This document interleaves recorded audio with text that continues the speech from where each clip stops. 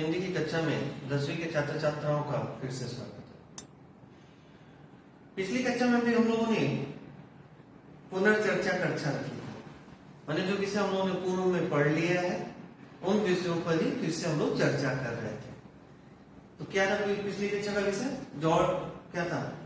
George पंचम की नाक या माता का अंचल?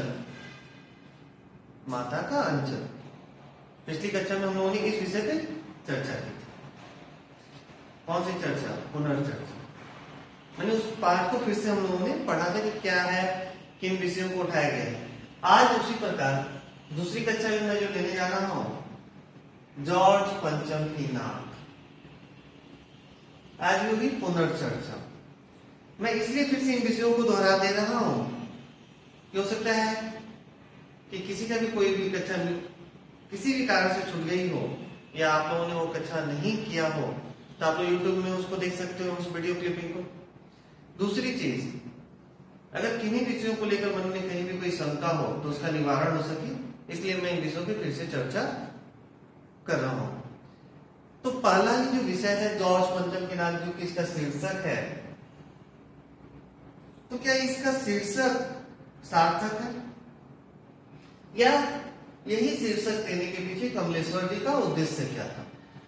तो अगर आप लोगों ने पूरे घटनाक्रम को देखा होगा या पढ़ा होगा या सुना होगा, तीनों का, YouTube में आप उसको देख भी सकते हैं, सुन भी सकते हैं और किताब में आप इस घटना को पढ़ सकते हैं। तो केंद्रीय जो विषय वस्तु था वो था जॉर्ज पंचम की नाक। क्या जॉर्ज पंचम जीवित व्यक्ति थे? नहीं। क्या था वो? उनकी प्रतिमा थी, जो कि भारत के आजाद होने से पूर्व बनाई गई थी और आजादी के बाद अगर देशभक्तों की दृष्टिकोण से देखें तो देशभक्तों ने या राष्ट्रभक्तों ने, जो भी कर सकते हैं, और अगर अंग्रेजों की चाटुकारिता या चापलूसी करने वाले के दृष्टिकोण से देखें तो उपद्रवियों ने, शरारती लोगों ने क्या कहते हैं, जॉर्ज पंचम की नाक की जो थी, इन उनकी प्रतिमा पर जो नाक थी उस नाक को तोड़ दिया था। अब क्या था? एलिजाबेथ द्वितीय आने वाली थी अपने पति के साथ। अब जो उनकी जी हुजूरी करने वाले लोग थे, उनकी जो चाटुकारिता करने वाले लोग थे,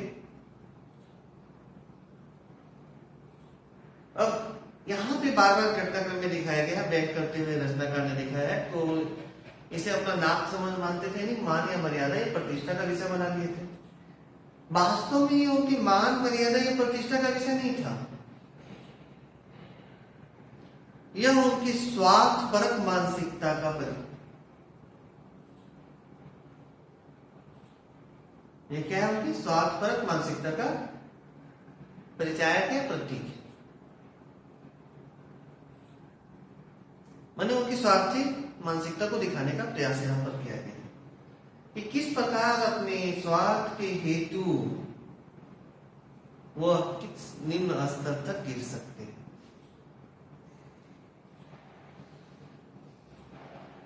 एक पंक्तियां यहाँ पे महत्वपूर्ण है। दिल्ली का काया पलट हो गया, सड़कों की जो वहां जो इमारतें थी, सड़कों की मरम्मत हो गई, रंगरोगन किया गया। कई जगहों पे लेखक ने इन विषयों को भी उठाया है।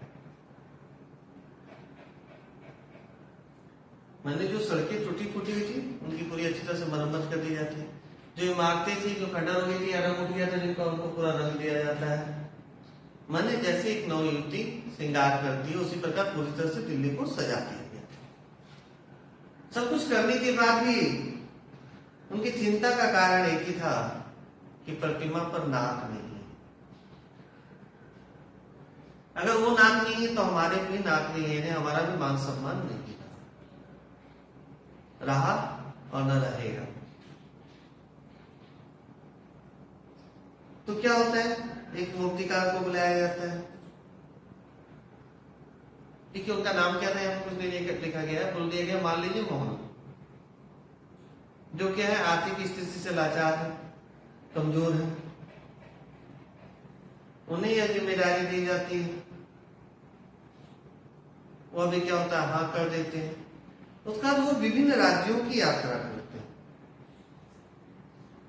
विभिन्न देशभक्तों की नाकों को देखते हैं, लेकिन सबकी नाक जॉर्ज पंचम की नाक से बड़ी निकली। यानी यहाँ पर रचनाकार ने यह दिखाने का प्रयास किया है कि हमारे जो भी देशभक्त थे उनका मान, मर्यादा, सम्मान, प्रतिष्ठा अंग्रेजों कि जो भी शासक रहे हैं वो उनसे कहीं अधिक था। यहां तक कि 42 के आंदोलन में जो कुछ बच्चे शहीद हुए थे बिहार सेक्रेटरीट के पास, उनकी नाकें भी जॉर्ज पंचम की नाक से बड़ी नहीं थी, क्योंकि उन्होंने तो निस्वार्थ भाव से किसी का शोषण नहीं किया, कि किसी के ऊपर अत्याचार नहीं किया था। कहीं ना कहीं वो भी देशभक्त की श्रेणी में आते, जो देश के लिए अपने प्राणों को उत्सर्ग करते थे, तो उनकी नाक भी बड़ी थी।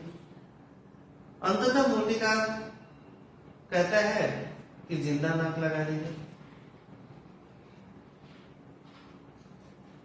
यहाँ भी एक बैंक है, किसी व्यक्ति की, जिंदा व्यक्ति की नाक काटकर तो लगाई नहीं जाएगा प्रतिमा, मैंने यहाँ पे बैंक किया गया है कि अगर जरूरत पड़ने पे लोग दूसरे के साथ किस हद तक आचरण या व्यवहार कर सकते हैं उस तरफ इशारा किया है, संकेत किया, अपने स्वार्थ की पूर्ति, अपनी इच्छाओं की पूर्ति।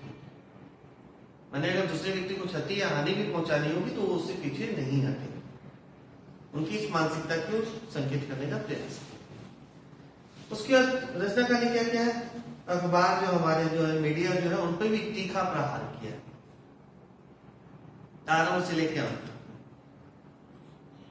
कहते कि विदेशों में जो खबरें पहले छप जाती थी, उन्हीं खबरों को अगले दिन हमारे अखबार वाले प्रकाशित करते थे, क्योंकि उन्हें भी तो जो अधिकारी वर्ग है उनके साथ संबंध बना के रखना है, जो मंत्रीगण है, नेतागण है। नेता तो अपना व्यवसाय चला नहीं पाए। मैंने बार बार बताया कि जिस उद्देश्य से अखबार, समाचार पत्र कह ले या अखबार कह ले या मीडिया जो भी है, इनकी उत्पत्ति हुई थी या इनका जो उद्देश्य था, ये पूरी तरह से अपने उद्देश्यों से भटक गया है। अंतिम पंक्तियों में अगर ध्यान दें तो रचनाकार यहां तक कह जाते हैं कि क्या पूरे भारतवर्ष में कहीं कोई आयोजन नहीं किया गया था, कोई कार्यक्रम नहीं हुआ था, फिर सारे अखबार किसी भी घटना, किसी भी कार्यक्रम के बारे में उल्लेख क्यों नहीं करते। तो ये था पूरे पाठ का एक निचोड़, सारांश, जो मैंने आप लोगों के सामने फिर से प्रस्तुत किया। और जो जहां से जो प्रश्न उठते हैं उन सारे पंक्तियों पे भी मैंने चर्चा कर दी। आज की कक्षा में यही समाप्त करता हूं।